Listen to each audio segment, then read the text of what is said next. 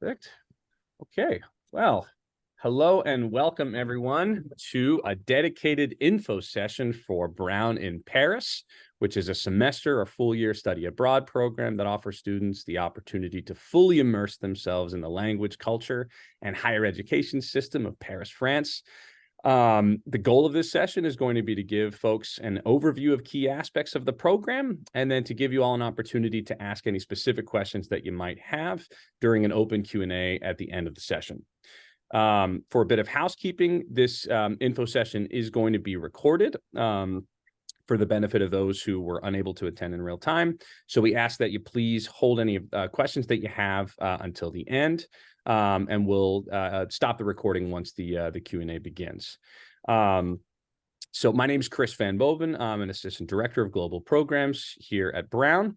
And I am, again, really happy to be with you all today and grateful to be joined here in real time by our on-site colleagues, including Erin Reeser, the director of Brown in Paris, and Kelly Bohan, who serves as program coordinator.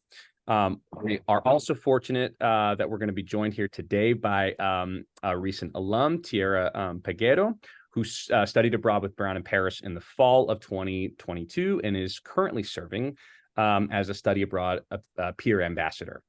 And so really grateful to have you here. And with that, I'm going to go ahead and pass things over to Erin, who will get us started. Hi, everyone. Welcome to this informational session. Just very briefly, we're going to touch on several very general aspects of the program. If you would like to ask more specific questions at the end, we are very welcome and we're very open to welcoming those questions. And you will have a chance to meet Tierra, who is available to you by email, and I believe also has office hours in Paige Robinson, and I'll let her specify what those are at the end when she gives her little spiel. So today we're going to talk about life in Paris and the Brown in Paris program. We'll touch on aspects of the program, including the center and the staff, our partner institutions, academics, activities, housing, and then, of course, the student experience, which I'll let Tierra speak to at the end. Just very generally to let you know, our fall semester, which might be what most of you are interested in as we look already forward to fall 2024. As you probably know, applications for spring 2024, the upcoming semester, have already closed. And so now we will be opening applications for the upcoming fall semester. And of course, some of you might be even interested in spring 2025. So just very generally, the fall semester generally runs from early September to mid-December. And the spring semester starts in early January and runs through late May. We don't publish the specific dates in advance because our program dates are subject to French university dates, as we are a direct enrollment program. Life in Paris. So the problem with Paris is that everybody knows about Paris, or everybody thinks they know about Paris, and you all have an image of Paris in your heads, even if you've never been there. Some of that might come from Emily in Paris. So some of it might come from other movies or television series you've heard of. Some of that might come from what you've covered in your French courses in high school, middle school, and at Brown up until now.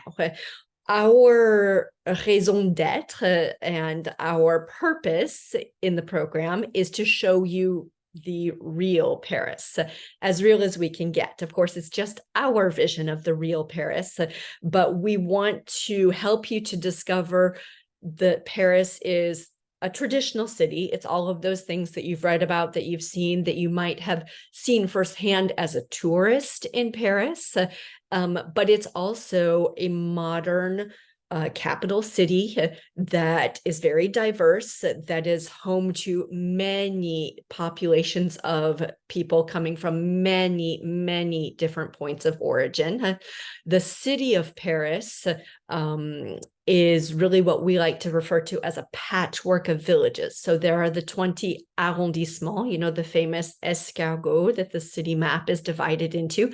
But inside each one of those arrondissements is 20 to 30 tiny little quartiers or neighborhoods, and even micro neighborhoods that each have their own personality. And one of the things that we really try to do in the program, particularly through the pro seminar, which I'll speak about in a little bit, is to help you discover a limited number of those different village type neighborhoods. Paris is an ideal location to study contemporary French and European issues and world issues, really. It's no longer just the traditional destination of French concentrators, complet concentrators, art history concentrators. Yes, we welcome those students. And if you happen to be in one of those concentrations, Paris is a great destination, but it's also a great destination for IAPA concentrators, for poli-sci concentrators, for economics concentrators, et cetera, et cetera. We every semester welcome students from all sorts of different STEM fields as well. So don't discount Paris as being just about the humanities. As I said before, it's a very diverse city. It's a very cosmopolitan city. Paris, geographically speaking, is quite small. And when I say Paris, I mean the Paris intramuros, so that tiny little snail, the escargot, that's just the 20 arrondissements. But you might have heard of this, what they call the Grand Paris now. So Paris and its outlying suburbs stretching out throughout the entire region. And those neighborhoods are also part of Paris's new identity. And it would be a mistake to think of Paris as this, I like to say, the carte postale de Paris, this postcard image that you might have of Paris, of the Eiffel Tower, the Champs-Élysées, the Sacré-Cœur, Notre Dame. Paris is all of that, but it's significantly more as well. And of course, as always, Paris remains a hub for art, politics, literature, history, religion, fashion, anything really that you can think of. One of the things that sets Paris apart as far as European and world capital cities goes is that everything in France is very much centralized. So in the United States, Washington, D.C. is our political capital. New York is our financial capital, et cetera, et cetera. But in France, Paris is really the capital of everything. And that has its pluses and its minuses, but that does mean that Paris carries a certain amount of weight and importance in French life. And one of the things that we also try to do in the program is to help students come to realize the difference between Paris and France. As we like to say, Paris, c'est pas la France. So to that end, we insist on taking the group of students every semester outside of Paris right away, so you can balance the two sides of that French identity as soon as you start your semester. Our center is located in the Bastille neighborhood, which, if you haven't been to Paris, you've probably at least heard of the Bastille, which of course doesn't exist anymore, but it's on the eastern side of the city in the 11th arrondissement in the Passage du Cheval Blanc. So it's in a 300-year-old covered passageway with cobblestones. It's quite quaint, and it's a nice setting, and we're very lucky. And we share our office space with another program, which allows us to offer you that space with somebody who is always there during office hours, and where you have a constant stream of people who are there to help you, to listen to you, and to be available. So in the office, on a full-time basis, there's Kelly and myself. We also have our pro seminar instructor, Carolina Beau, who is with us the days of the pro seminar and throughout the orientation period, and who develops a very close working relationship with the students, because you do spend a lot of time together out in the city, but in our office space as well. We also have tutoring available upon demand, and those tutors can either do sessions inside the office. Sometimes they do by Zoom. It just depends on your needs and the tutor's availability, and whether or not you prefer to do it in person or by Zoom.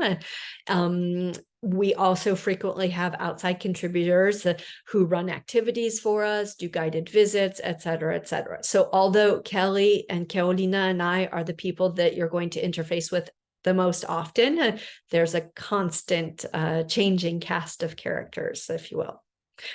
Within the office, you have a classroom space, which is also available as study space outside of classroom time. And you have the ability to print, to scan, et cetera, et cetera. And of course, there's administrative office space for us as well.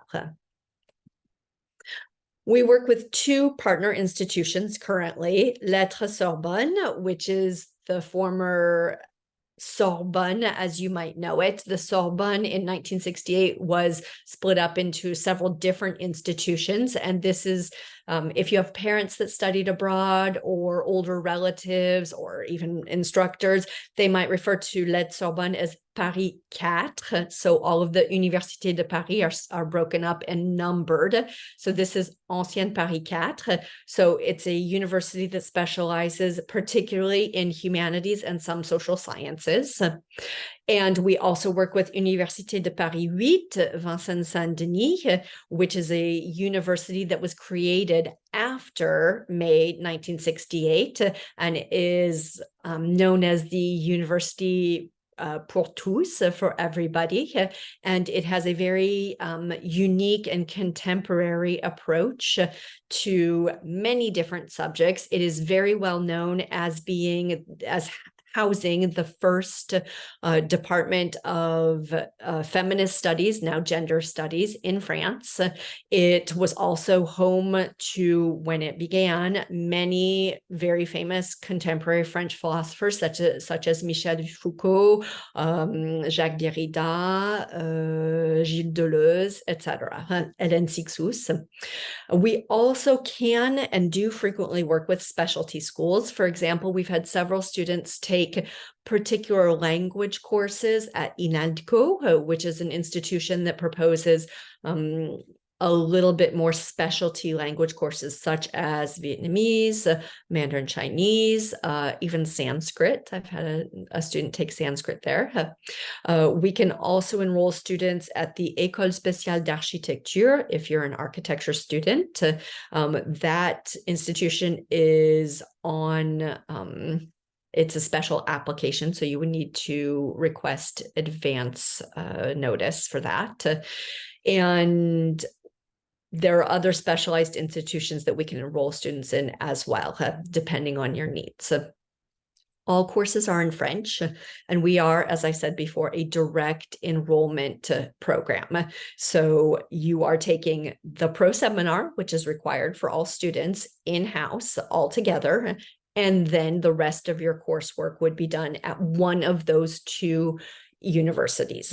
You are required to choose and enroll at the advance enroll at one of those two universities several months prior to your arrival in Paris. So the students who are arriving in January, they chose their university in October. And the students who will be arriving in September will have chosen their university in April, in mid to late April. So we guide you through that process, and there is a particular Zoom session that is set up to help you understand the difference between these two institutions. And we are there to answer questions as much as you might need to, as much as you might have them. We have many different possibilities as far as coursework goes. Humanities, as I said, the social sciences, computer science and mathematics, but also studio and performing arts. At this time, we don't have any life sciences, but we believe that'll be forthcoming in just a little bit, I think. In order to enroll in our program, there is one specific requirement. It is that you must have completed French 600 with a B or better. We have had cases where students who are what we call heritage speakers, so this would be if you grew up in a French-speaking environment, perhaps one of your parents is French-speaking, or perhaps you briefly lived in a French-speaking country, and you do not need to take French courses at Brown. So in that case, you would need to contact the Department of French and Francophone Studies, and they would give you a placement test that would tell us whether or not you place at a 600 level. But it is possible, in theory, to enroll in the program without having taken French at Brown. It is not a requirement, but we strongly, strongly suggest for your own comfort that you take a French course the semester before the program, or if that's not possible, within the academic year preceding the program.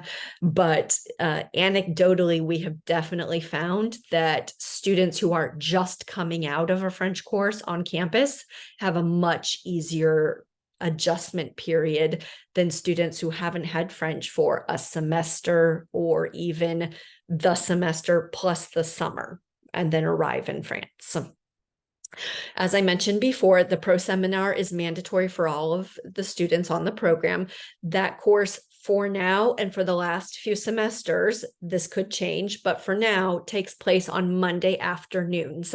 And therefore we ask that students not schedule or enroll in any other courses or activities from Monday noon throughout the evening, because we often tend to program activities following the pro seminar. And that way, you know that your Monday afternoon and evening are blocked off as time spent within the confines of the program.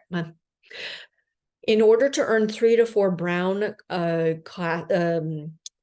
credits, you would need to enroll in more or less 16 to 24 ECTSs at your partner institution. What is an ECTS? The ECTS is the standard credit system for all European universities. It stands for European Credit Transfer System. So 8 ECTSs are equal to 1 Brown credit. The pro seminar is worth 1 Brown credit, therefore 8 ECTSs. Afterwards, only you can know how many credits you need to earn. Typically, we have students every semester who are earning between 3 and 4 credits. It's also possible to earn a half credit. So 3 credits, 3.5 credits, or 4 credits. We sometimes have students that earn more than that. It's unusual, but not unheard of. And we sometimes have students who finish the semester with less than that. For individual cases, we can certainly talk about that at length. You can schedule a Zoom with me if you're concerned or you have questions. And you can also see Lynn Kavicki in Study Abroad Advising for more information on the program. And of course, Chris, who knows everything about Paris.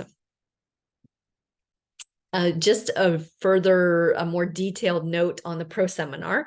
So the pro seminar has as its title Sociologie de Paris, and that's not a typo. It's purposefully Sociologie plural de Paris. The instructor, Carolina Beau, is an adjunct faculty with the French and Francophone Studies Department here at Brown, and the course does count as a Brown course. It is in CAB, I think you call it, the Brown system, and we will give you instructions for enrolling in that course officially from Brown. You may choose to take it past or SNC or for a letter grade.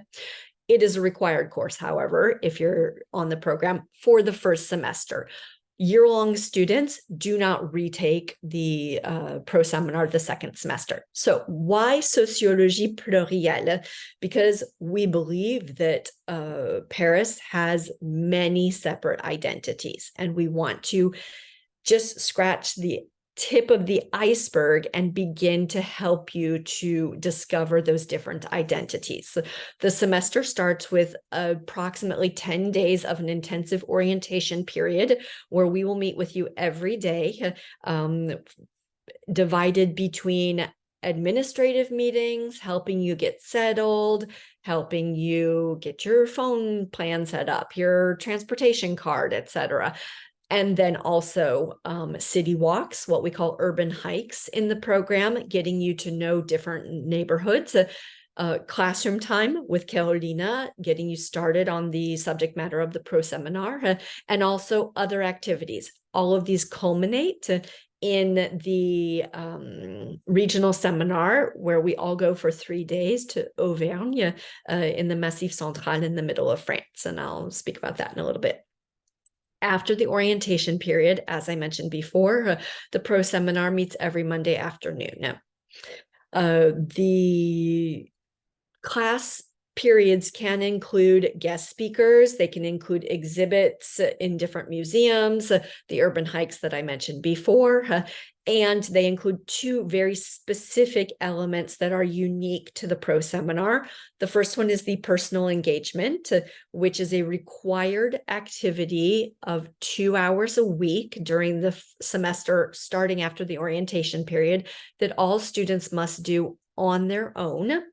And here you have 2 photos that show students doing their personal engagement, which I love. In the top left-hand corner, you have a student who did aerial acrobatics with the Sorbonne in a club, and that was his personal engagement. And on the bottom right, you have a student who's doing volunteering at an urban farm outside of Paris, who is with us now. And we just recently posted a reel on our Instagram where he explains what he does during this personal engagement. So you can check that out if you'd like more information. You also see students out and about in Paris doing the urban hikes that we mentioned before. So it's really not a purely classroom experience. The idea is to get you out into Paris, to take you to neighborhoods that you might not experience on your own, or that you might not think to go and look at on your own, and to get you to start asking important questions about what Paris is, how Paris became the city it is today, and who shaped it, and what different populations contributed to that. This all culminates in a final project that each student does of their own choosing. It can have an artistic portion to it. We've had students who have done photography series, who have done blogs, who have done videos, et cetera, et cetera. We also have students who choose to do a more academic project, but the idea is that you will be choosing a subject that you will fine-tune throughout the semester with Carolina, that you can only do if you are in Paris. So even if it's an purely academic paper, you would be researching something that you would need to be on site to be able to do correctly. I think I'll finish with this one, and then I'll let you take over the rest, Kelly. So just one more note about Auvergne, which I mentioned before. It's the culmination of our orientation period at the beginning of the semester. Our purpose in choosing this destination, which is not frequented by many American students, is to immediately show you upon arrival that Paris is not France. And so we take you to what is, in fact, a very rural area where we spend 3 days and 2 nights, and we hike together. Don't worry, it's not too challenging. And as you can see in the photo, everyone's smiling. So everyone enjoys it. And you actually have a picture of one of our January groups here. So in January, it does snow.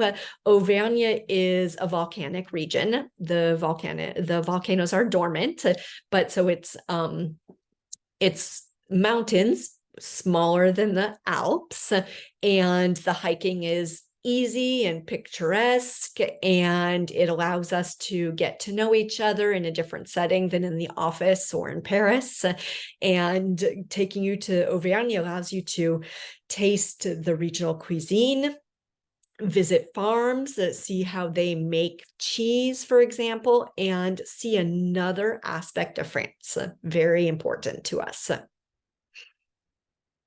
And I will add just a little bit that when you meet French people in France and you tell them, like Erin said, very few Americans visit Auvergne. So when you tell them that you've been to Auvergne, they will be very impressed. One of the students we had this semester said that she had spoken about this with someone in her residence, and they were like, "How have you been to Auvergne?" And it started a whole conversation. Sorry, go on, Erin, if you wanted. That was the perfect transition. Off to you. Okay, super. And like Erin said, it's really important to us, and this is kind of part of the philosophy of our program, to encourage you to discover France outside of Paris, to travel around France and visit other cities, other regions like Bordeaux or Dijon or Nice or Strasbourg.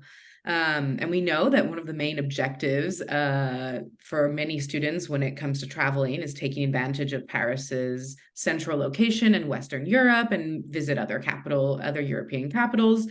But we really do think it's important to think about and to mention that that you should really take advantage of all of the discounts that France offers for traveling around France by train, and cultural visits in France are often free or practically free for youth. And traveling around France on the weekends, it's really something that is going to continue and contribute to your cultural and linguistic learning during the weekend as well. So there isn't this kind of French on the week and some other language on the weekend.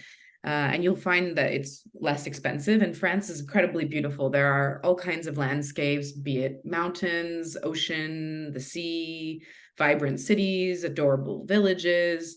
And you can get to everything with the train. So that's quite cool. That's my little plug for travel around France. But beyond that, beyond traveling, part of learning about French culture is taking advantage of the cultural scene in Paris and discovering some of the key aspects of French culture, like wine and cheese, these things that you have heard about and that France is quite well known for. So there are some activities that we like to propose every semester, like the cooking class, where you'll have the opportunity to prepare your own 4-course meal in classic French fashion. And we also organize a kind of guided wine tasting with a sommelier. And then throughout the semester, there will be opportunities and tickets to go to different museum expos, whether that's guided or independently, to go to theater outings like like plays or concerts. And we try to think about offering tickets and ideas of activities that correspond with our students' interests, but also that are maybe the types of activities that you might have not thought about, but that will really add to the spice of Parisian life. So yeah, the comedy shows actually in this evening, Erin, right after this session, is going to take the students to see an American who's been living in France for the last, I don't know how many years, 20 years, 15, 20 years. 15 years, and who does a comedy show all in French, where he kind of talks about some of the funny aspects of French culture and French language and, you know, being an American in France and a little bit more. And he's really funny. Erin and I both find him funny. And that's what Erin's doing with the students in just a couple hours. So that's just kind of an idea of the kinds of cultural outings and activities that you might that we would love for you to be a part of if we get to have you here in Paris. So housing, this is an aspect of a semester or a year abroad that we know is particularly important to students. Where are you going to live? And currently we work with a few different residence halls in residences in various neighborhoods in Paris. So these residences, they are quite similar to dorms with a few key differences. They aren't residences that belong to one university where only students are staying there, but they are reserved for youth, young people, whether they're recent graduates or students or interns, that kind of thing. And there are a couple in different neighborhoods, and I can say that students really like their neighborhoods. Each student really likes all of the different residences. Students give comments about enjoying their neighborhoods, and it's kind of like what Erin was saying. There are these kind of micro quartiers in each arrondissement of Paris, and having your residence in one of them gives this kind of extra I live in Paris life. So students will all have their own bedroom with a private bathroom. Some of the residences will have a cafeteria that serves dinners on weeknights, but not weekends. And then in the residence that doesn't have the cafeteria serving meals, there is a little kitchenette, a basic kitchenette in the room. That being said, in all of the residences, there are some basics for preparing meals, like a fridge or a microwave to heat things up. So, and there are communal kitchens in the residences where students can make maybe a more complex meal using stovetop and oven and that sort of thing. Because living in a local residence here in Paris, where there will be other French youth or other international students, this really facilitates and contributes to students' integration and their linguistic development while in France. I was just chatting with some of the students, and they have told me that one of the biggest places where they're speaking French is in their personal engagement and in their residence hall. So because of this, we think it's quite important, and independent housing is only possible on petition, and it's authorized for students who have already lived in France or in a francophone speaking environment, or students who plan on not living in the residence hall because they might be living with a French family member. So there is this idea that the independent housing option is reserved for students who have already had or will continue to have that linguistic component in their living situation. So I think that's about it. Sorry. And I will let Erin introduce Tara. Sorry. I assume you're here, Tara. I didn't see you, but I'm guessing you're somewhere in the sea of faces there. Yeah, I am. Okay, so I'll let you speak to your own experience, but I'll just repeat what Chris said. Tara was with us in fall of 2022, and she is currently a peer advisor in the Office of Study Abroad Advising.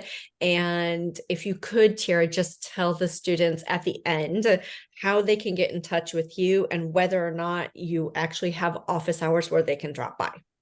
Okay, sounds good. Thanks for being with us. Yeah, thanks for inviting me. As Erin said, I was in Paris in fall 2022, and it was a really great experience. It was my junior year, so my junior fall, I was abroad, and I do French and Francophone studies as my concentration. I also do Hispanic studies. So this was a really good opportunity for me to take French classes outside of our department at Brown, and really immerse myself in like the Parisian like classes and that sort of thing while also getting concentration credit. I went to Paris 8 or Paris 8, and it was a really, really nice experience. It was more similar to Brown in that I got to be a part of different departments.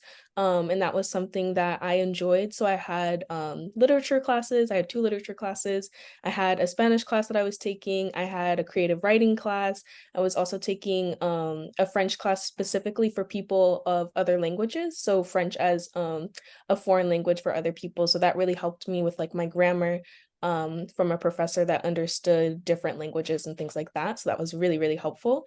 And I also took an education class about immigration. So I was really just like all over the place. I also took a lot of classes because I was just genuinely interested in them, but you do not have to take that many classes when you're abroad. You go in and you take what you need. So whether you're getting concentration credit, whether you know how many you need to bring back to Brown.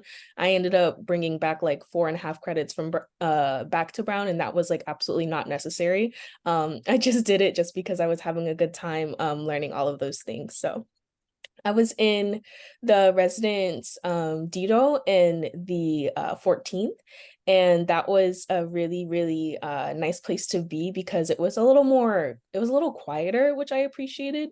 And also the metro was really close, so it was easy to get by. And there was a lot of Asian cuisine in that neighborhood, so I was always like eating something nice. So that was really cool. And for my personal engagement activity, I was at the university in the library. So they hosted 2 hours per week of sessions where I could speak English to French students. So we were all talking about like current vocabulary, and it was a nice way to meet people that were my age at my university. And they also helped me with my French. So it was kind of like a cultural exchange where we all benefited, which was really nice.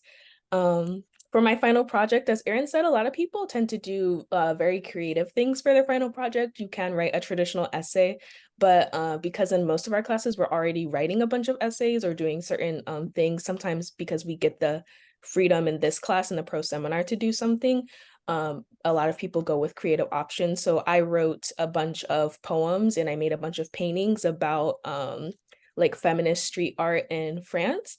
So I talked about that a little bit because we had a visitor come in during the pro seminar who talked about feminism in France and this book that she compiled of like the history. It was really interesting, but I won't go too into detail about that. But that's where I got the inspiration for my project from. And I think most importantly, to talk about successes and challenges while I was in France, I think my biggest success was one, actually getting there and absorbing everything that I wanted to get out of my experience. I went in with the intention of being more confident in the language and feeling like I could express myself a bit more. And I did do that, and I definitely improved on that.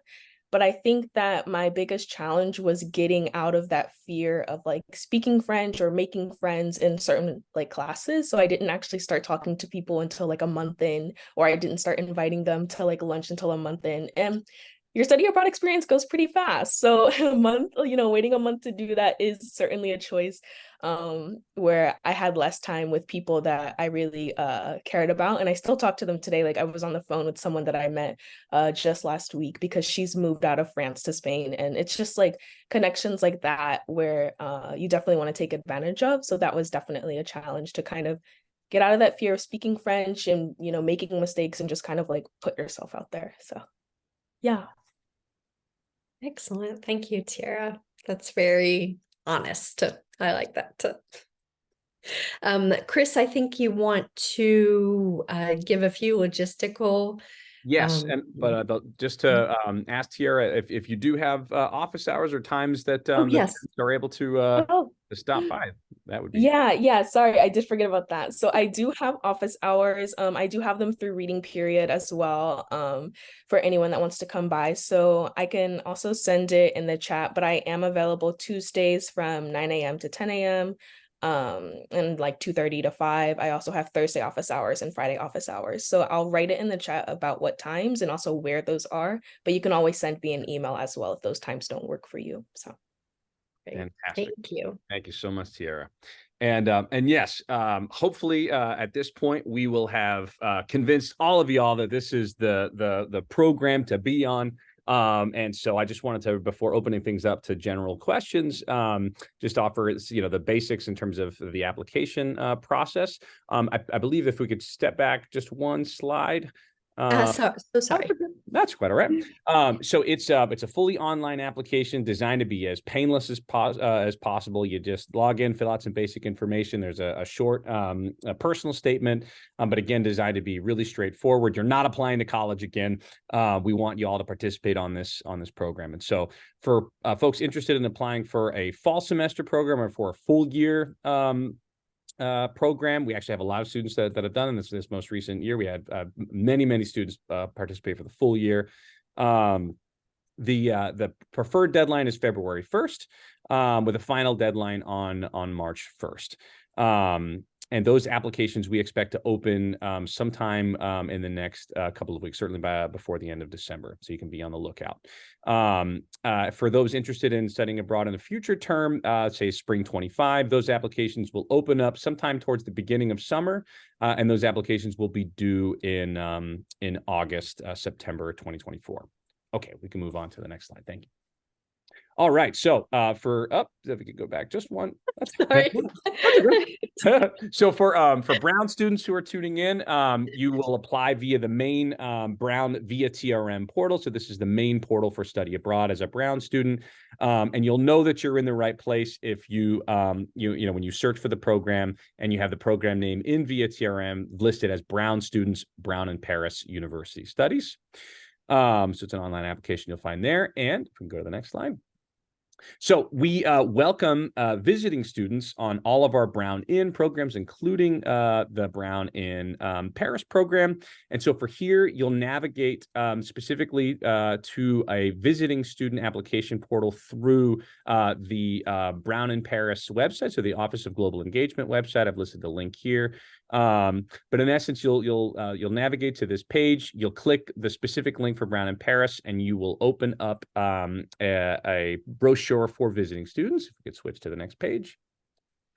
And you'll know that you're in the right place as a visiting student applicant if the program name in via TRM is listed as such. So visiting students, Brown in Paris University Studies.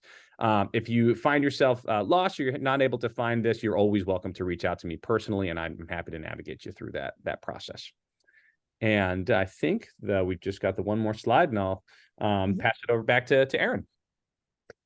So if you are interested in studying abroad in Paris with us, we invite you to check out the information that you'll find on studyabroad.brown.edu. Contact the Office of Global Programs and Partnerships.